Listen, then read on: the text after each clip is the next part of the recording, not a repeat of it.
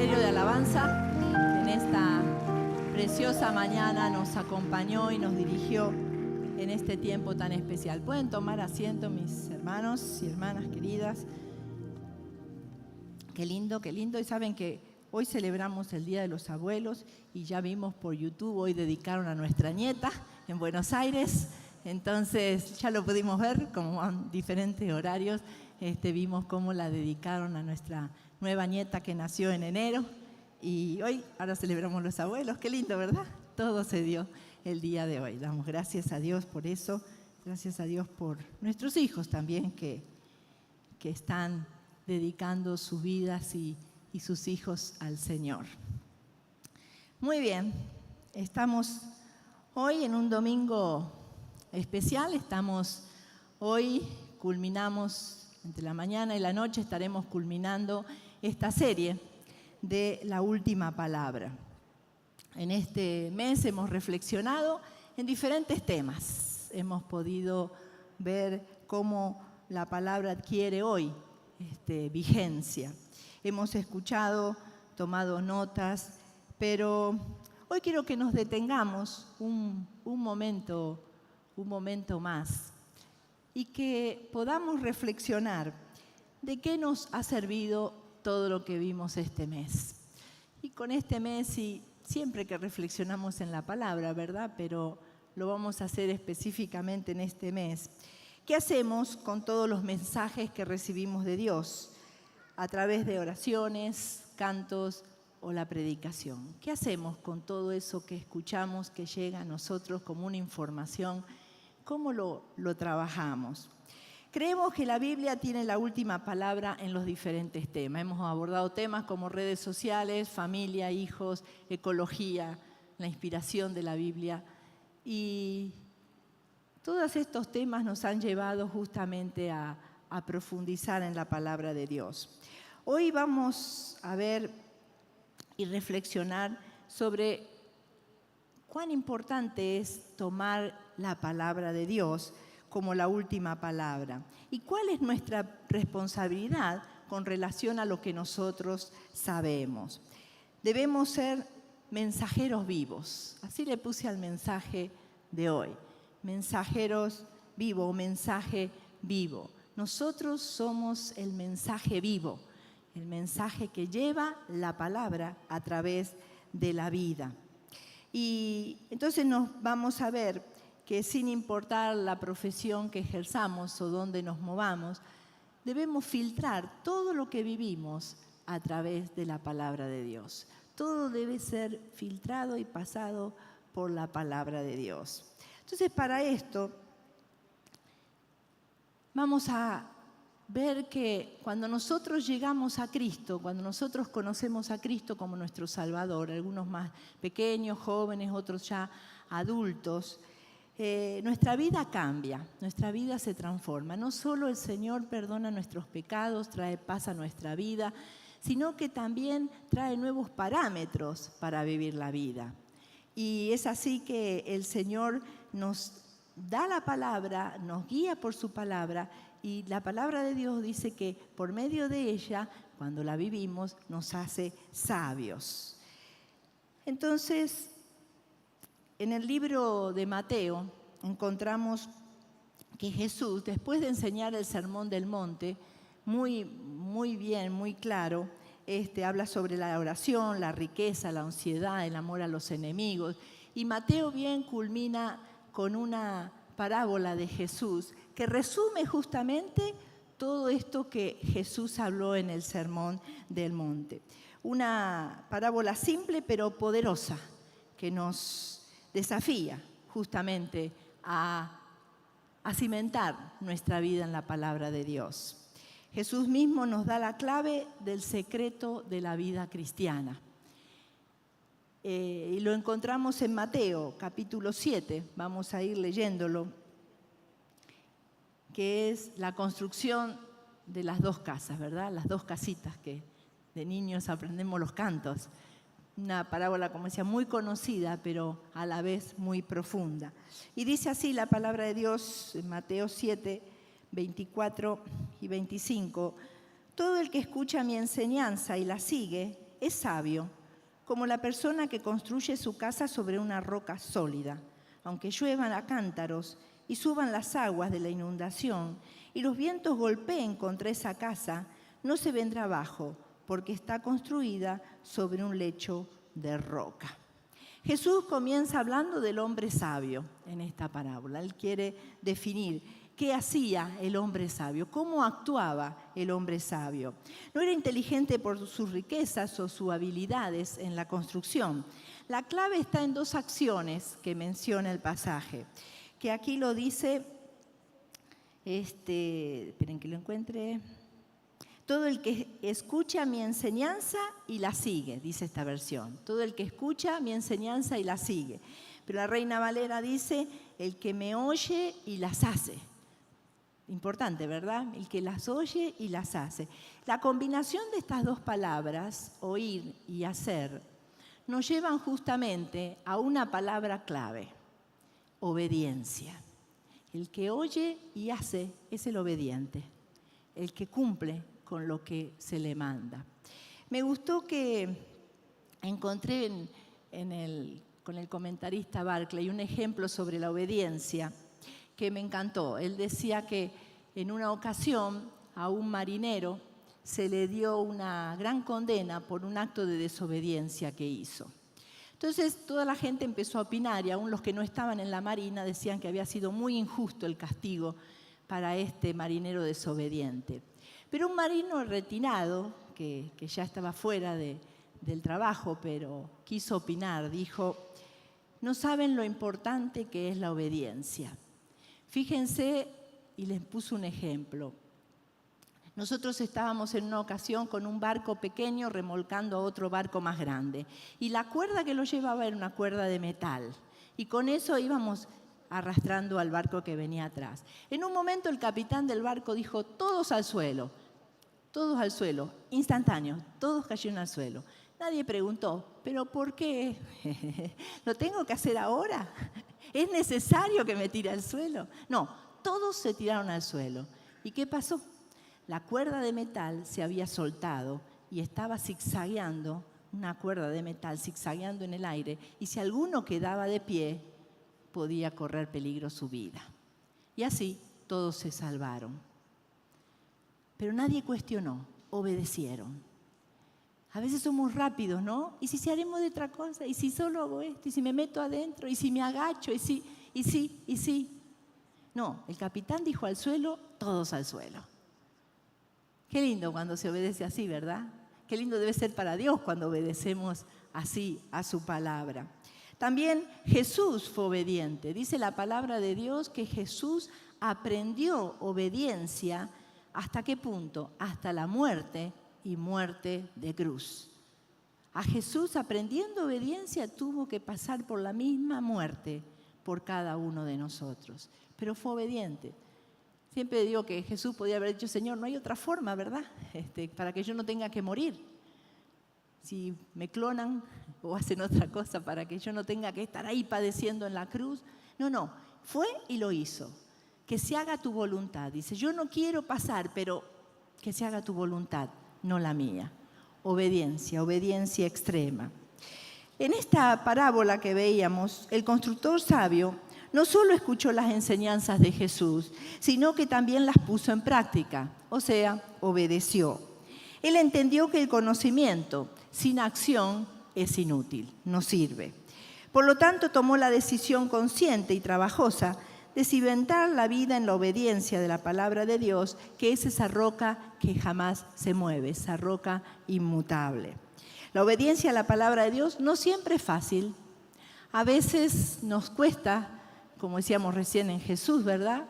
Nos cuesta sacrificio, nos cuesta renunciar a cosas que nos gustan, nos cuesta quizás ser impopular, ir contra la corriente, pero es la voluntad de Dios. Con esta obediencia, lo único que podemos hacer para tener una base sólida. La verdadera sabiduría, entonces, no es saber qué hacer, sino hacerlo. Esa es la verdadera sabiduría, porque podemos tener toda la teoría acá, pero yo puedo tener toda la teoría de cómo hacer un pastel, pero cuando me pongo un desastre, ¿verdad? Porque tengo la teoría, hay que hacerlo después, hay que ver que dé resultado, que el horno esté correcto, que le ponga las medidas correctas, ¿verdad? Entonces una cosa es la teoría y otra es la práctica. El hombre sabio no fue el que tuvo el plan perfecto o el que leyó el manual de construcción, fue el que puso en práctica el plan y construyó justamente sobre la roca. Los dos hombres de las parábolas, los dos que menciona Jesús, ahora vamos a ver el otro, escucharon el mismo mensaje. Los dos lo escucharon, pero uno es el que obedeció. Entonces la enseñanza de Jesús continúa en el versículo 26 y 27. Dice, sin embargo, el que oye mi enseñanza y no la obedece es un necio, como la persona que construye su casa sobre la arena. Cuando vengan las lluvias y lleguen las inundaciones y los vientos golpeen contra esa casa, se derrumbará con un gran estruendo. Qué tremendo. O sea, esa casa que está endeble. Esta parábola nos hace una pregunta directa y nos confronta sobre qué estamos construyendo nuestra vida. ¿Qué base estamos poniendo al construir nuestra vida? No se trata de cuántas veces hemos asistido a la iglesia, cuántas veces leímos la Biblia, cuántas veces estamos en los cultos o participamos, sino cómo vivimos la palabra de Dios. ¿Qué tanto filtramos lo que hacemos a diario por la palabra de Dios? Nuestro actuar diario, ¿lo filtramos por la palabra de Dios y lo vivimos tal cual es? Jesús contrasta al constructor sabio con el hombre necio. ¿Qué lo hizo necia la persona? Y la respuesta es fácil. Hizo lo que quiso, ¿verdad? Hizo lo que se le dio la gana. O sea, escuchó, pero después al final hizo lo que quiso. Me oye estas palabras, pero no las hace, dice la Biblia.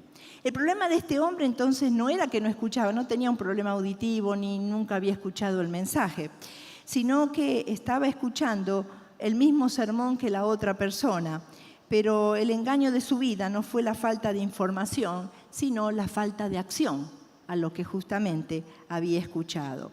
Eligió construir sobre la arena, que es fácil, rápido y no requiere así mayor esfuerzo. La arena representa nuestras flojeras, ¿no? ¡Ay, qué pereza! No voy a hacer esto otro día o no es para mí eso, ¿verdad? Y las flojeras, también las acciones guiadas por las emociones, sin meditar mucho en ellas. Actuamos, pero no meditamos en lo que es. Incluso la aplicación superficial de nuestra fe. No meditamos en las cosas, no las filtramos como decíamos antes. Sí hay que perdonar, pero eso es imperdonable. Olvídense, no puedo perdonar a esa persona. No hay que mentir, pero está en juego mi trabajo, tengo que mentir.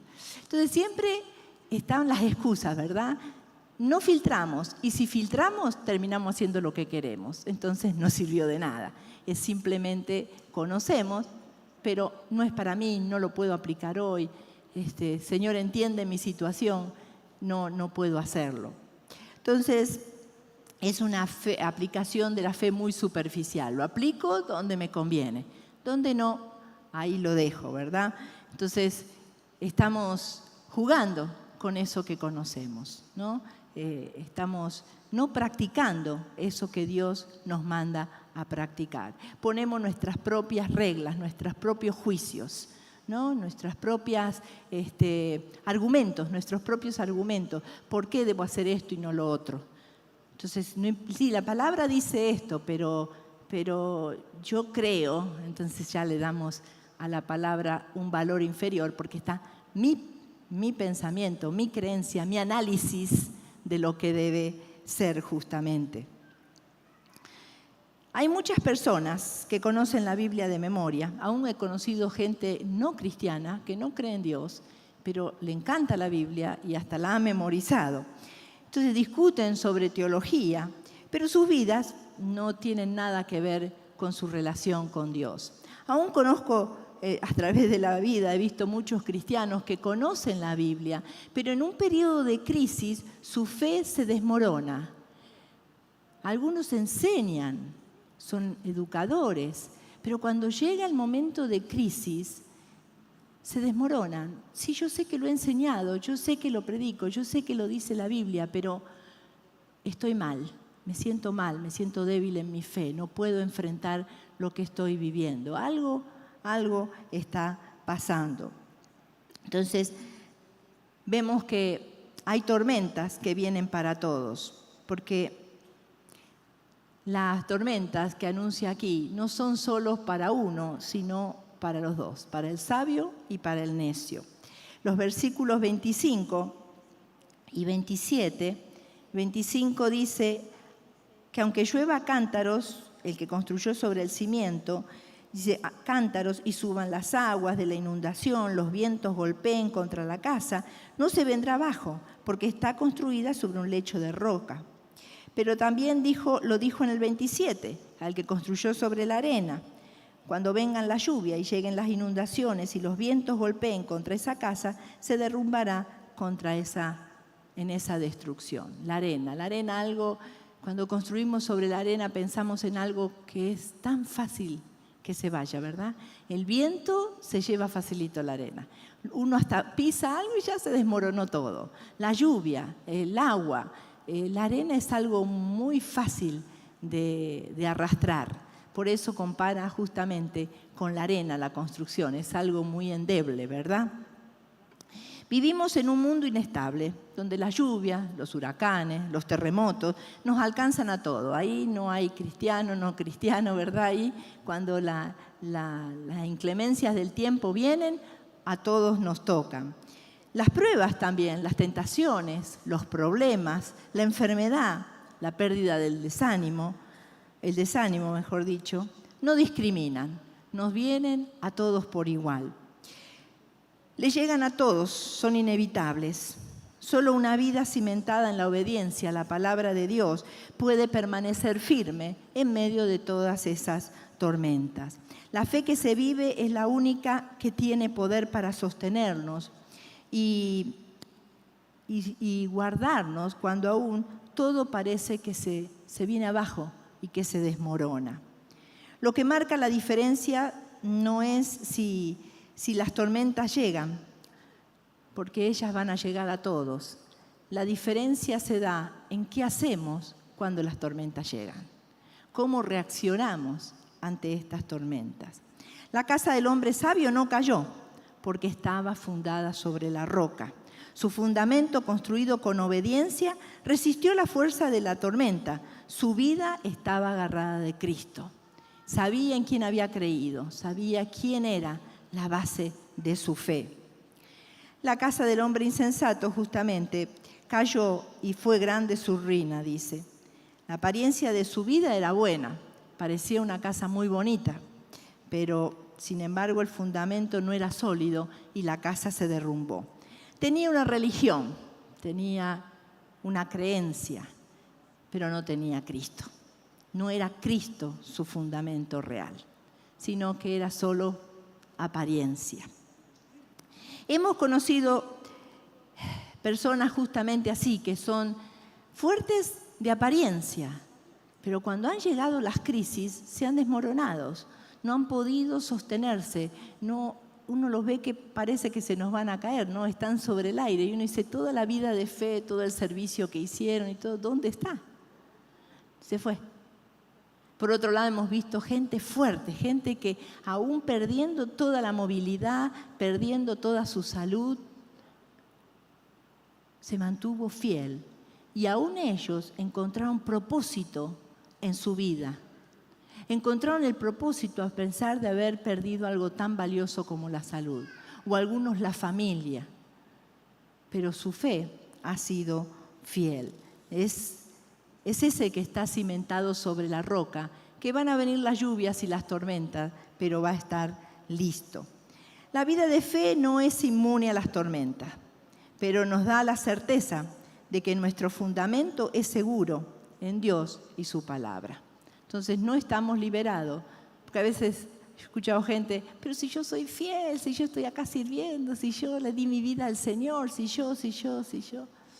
Pero estamos en un mundo afectado por el pecado y las enfermedades, los males caen sobre todos. No estamos liberados de eso.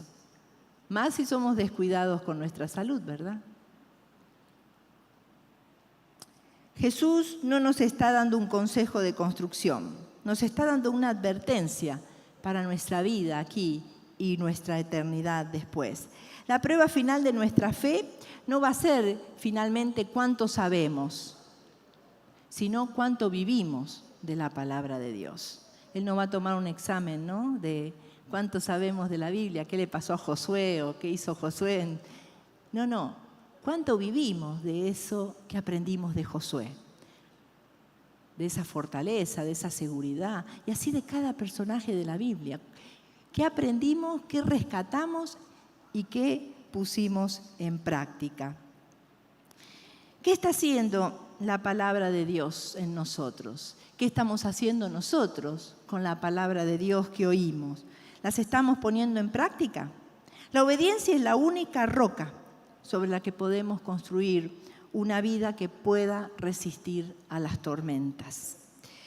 Y esto no es algo que solo nos va a servir a nosotros, no es algo que solo nos fortalece a nosotros, sino es algo que también bendice a los demás. Una vida de fe, una vida que vive la palabra, es una vida que bendice a otros. Yo me gozo cuando escucho de muchos de ustedes testimonios. Miren que el Señor tan lindo me habló, me dijo esto, o en esta mañana el Señor me respondió. Qué lindo, mira que leí la palabra y justo ese pasaje era para mí. Me encanta cuando cuentan esas cosas, porque siento que hay una vida prendida del Señor, una vida que está aprendiendo, que está corrigiendo. A veces, qué lindo este pasaje, porque veo que lo estoy haciendo bien, el Señor me confirmó. O no, estoy yendo por un mal camino, eso no es lo que debo hacer. Entonces, nos advierte, nos muestra. En tiempos de Pablo, justamente, como ahora, se usaban las cartas para referencia. Vieron que cuando uno aún en la iglesia, si uno cambia de iglesia, le puede hacer una carta de referencia, o si uno va a algún trabajo, le piden carta de referencia. En la época de Pablo esto era prioritario. ¿Por qué? Porque no había otra forma de comunicación. Y a veces los cristianos eran muy buena gente, pero algunos se abusaban y iban diciendo que eran cristianos y traían otras enseñanzas o se aprovechaban económicamente de los cristianos. Entonces se usaba mucho que cuando se enviaba a alguien se mandaba una carta de recomendación diciendo quién era esta persona. Pablo lo usó con Febe, cuando Febe se iba a Roma y envió una carta diciendo quién era ella. Y también lo usó con Onésimo, ¿verdad? Cuando envió con Filemón, cuando envió justamente a Onésimo y lo mandó ese esclavo que se había escapado. Entonces, para prevenir, Pablo hizo una carta de recomendación. Entonces, se usaba mucho porque eran los que respaldaban a la persona que estaba yendo. Si nosotros vamos a la palabra de Dios en Corintios, entendiendo lo que veíamos al principio, si nuestra vida está sobre la roca, nosotros somos un mensaje vivo. Y lo vamos a ver aquí con el apóstol Pablo en 2 de Corintios capítulo 3. Dice en el versículo 1, ¿otra vez comenzamos a elogiarnos a nosotros mismos? ¿Acaso somos como otros que necesitan llevarles cartas de recomendación o que se les pidan que se escriban tales cartas en nombre de ellos? Por supuesto que no. La única carta de recomendación que necesitamos son ustedes mismos. Sus vidas son una carta escrita en nuestro corazón. Todos pueden leerla y reconocer el buen trabajo que hicimos entre ustedes. Es evidente que son una carta de Cristo que muestra el resultado de nuestro ministerio entre ustedes.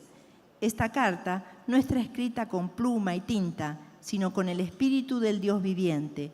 No está tallada en tablas de piedra, sino en corazones humanos. Cartas escritas.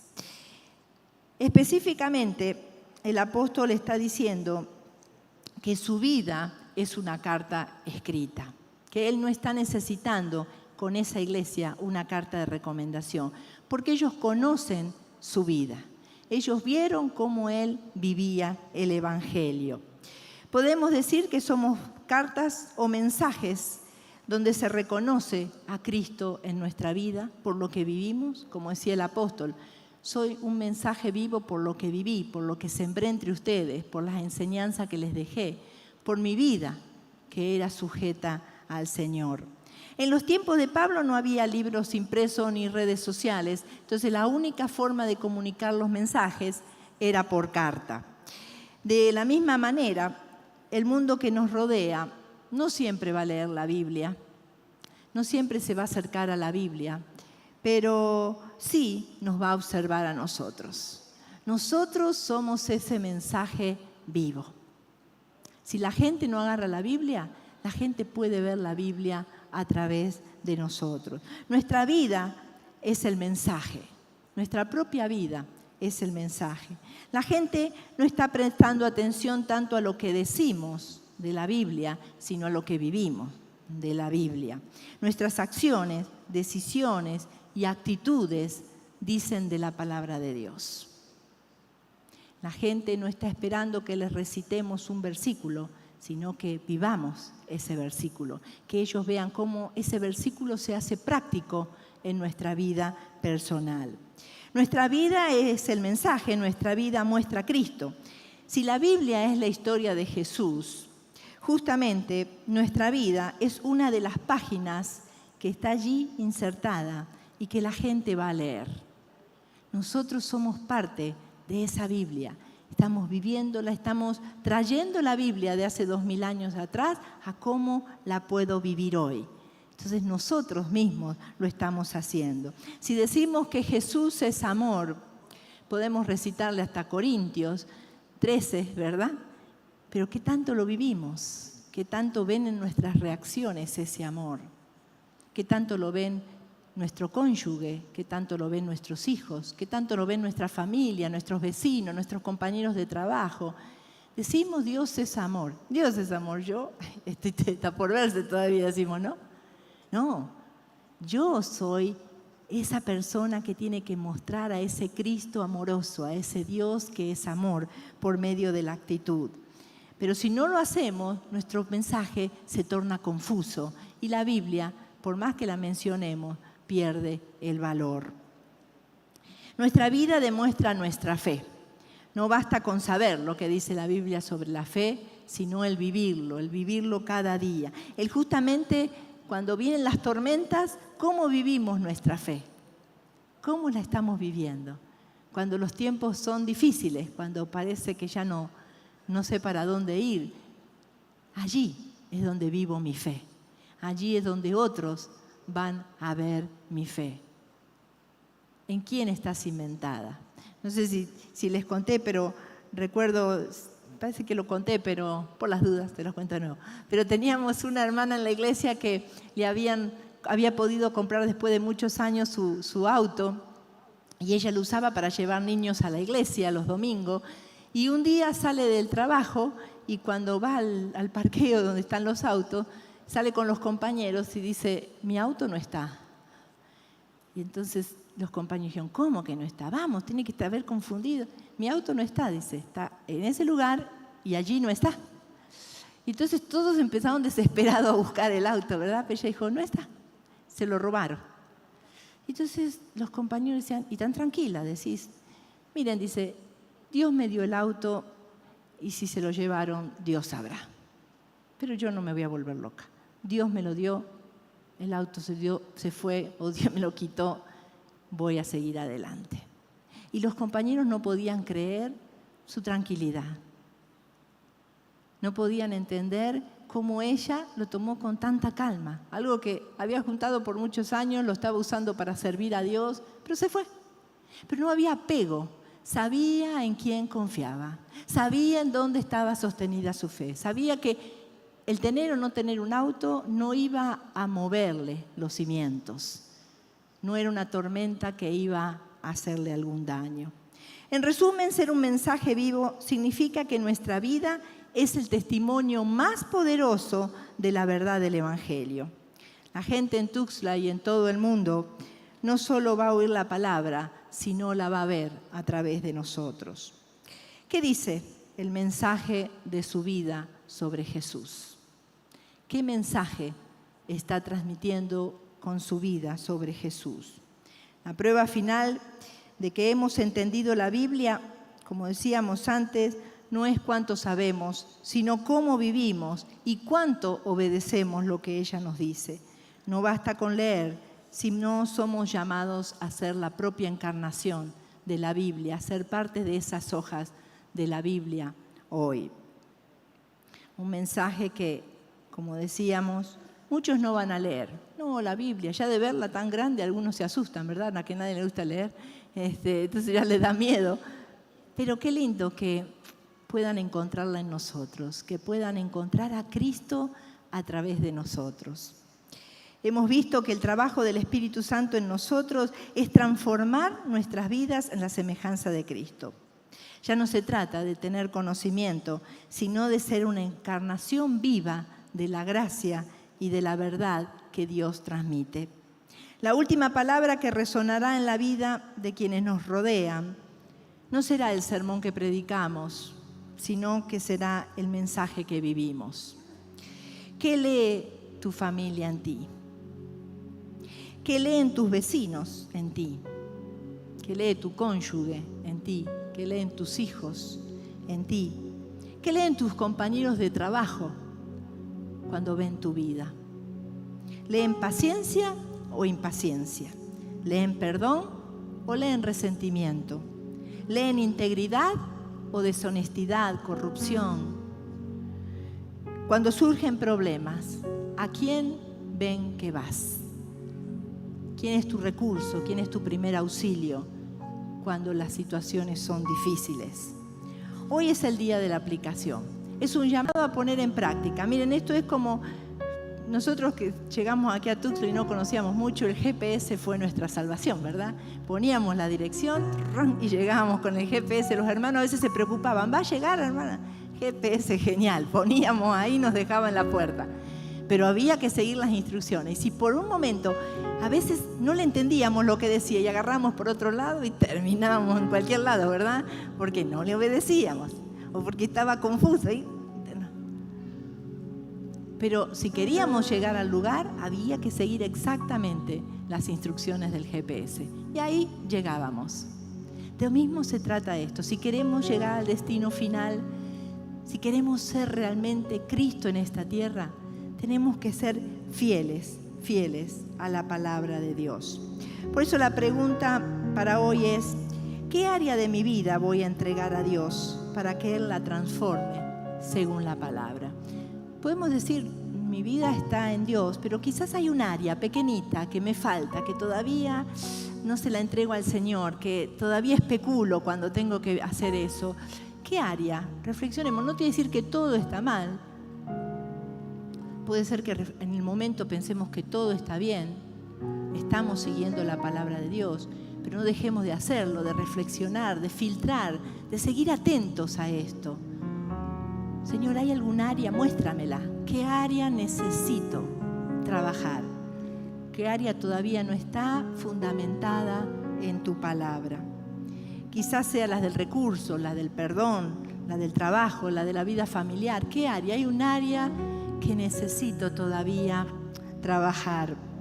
No importa lo que sea, el llamado es justamente actuar, accionar, a ponerle marcha al asunto. No quedarnos, no ponernos sobre la arena y terminar haciendo lo que queremos, sino afirmarnos en la palabra de Dios. Que la palabra que oímos cada domingo no sea el sonido de nuestra voz. A algunos les gusta el acento, ¿verdad? Les gusta la voz como habla. No, que sea el mensaje realmente de la palabra de Dios, que sea Dios hablando a nuestros corazones. Que no sea una evaluación del mensaje o un sello pasajero, sino algo firme, algo que quede, algo que me lo lleve en la semana y lo siga trabajando, lo siga experimentando, lo siga comparando con lo que me dice la Biblia, ver lo que dijeron, rever los pasajes, volver a verlos. Señor, ¿qué tienes para mí? Ayúdame a ser una página más de la Biblia en el mundo donde me muevo. El llamado de hoy es justamente a la acción. Dios nos llama a la acción. No seamos solo oidores de la palabra, sino hacedores. Regresemos a esa área de nuestra vida que todavía no está alineada con la palabra de Dios Y con la ayuda del Espíritu Santo, tomemos esa decisión de edificar sobre la roca. Porque si edificamos sobre la roca, ahí sí seremos mensajes vivos para compartir la palabra de Dios. Por favor, pongámonos de pie. Y con esto en mente, digámosle al Señor: Señor, sigue trabajando en mi vida. Ayúdame a tomar tu palabra como eso genuino, eso verdadero. Ayúdame, Señor, a ver qué áreas de mi vida necesito alinear a tu palabra. Y ayúdame, no estoy solo, es el Espíritu de Dios en nosotros que nos ayuda, nos sostiene y nos guía. Querido Dios y Padre, te alabamos, te damos gracias por esta mañana, Señor. Gracias porque tu palabra es la que nos mantiene vivos, como cantábamos, es la que nos fortalece, la que nos sostiene, aun en tiempos de dificultad, la que nos acerca a ti, la que nos muestra ese Jesús amoroso que estuvo entre nosotros, que nos amó, que nos dejó ejemplo de vida. Ella es la que habla nuestros corazones, ella es la que nos muestra el camino.